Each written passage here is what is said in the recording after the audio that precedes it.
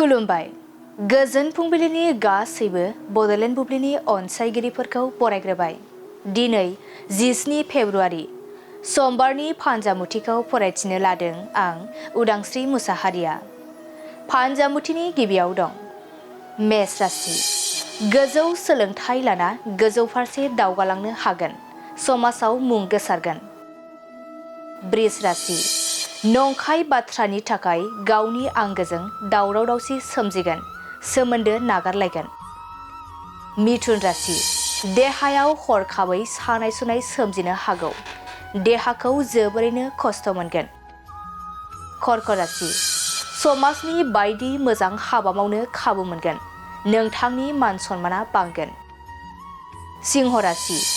मावनो लानाय खामानियाव जाथि खुरमाया हेंथा होगोन, खामानिफोरा आद्रा जानानै थागोन।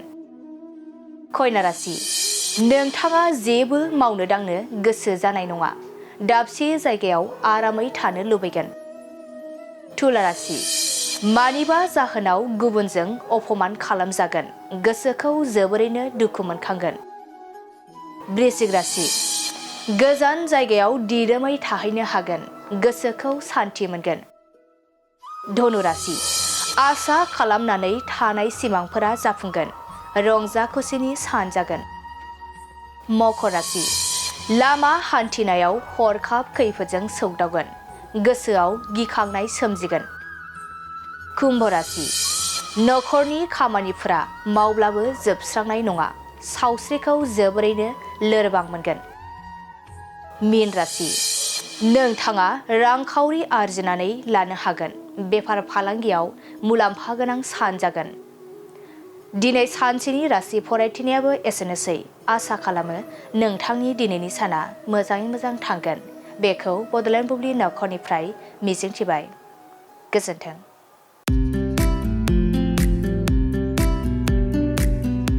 2025-26 मायथाइनि गोदानै मुं थिसननायनि थाखाय गोजोनथाव खौरां।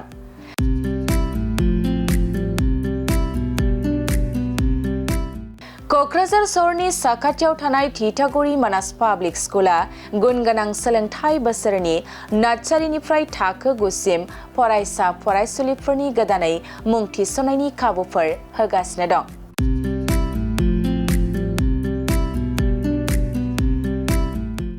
गुनगोनां सोलोंथाइ होनायजों लोगोसे थिथागुरि मानास पाब्लिक स्कुला basic computer education, English speaking environment आरो मोजां सोलोंथाइ गोनां फोरोंगिरिफोर दं।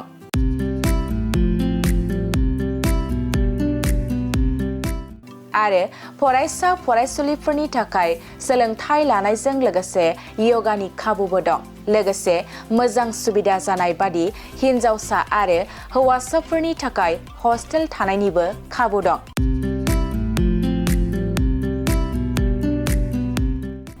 बेनिखायनो नोंथाङाबो नोंथांनि गथ'खौ गोदानै मुं थिसनोब्ला थिथागुरि मानास पाब्लिक स्कुलाव मुं थिसननो हागोन।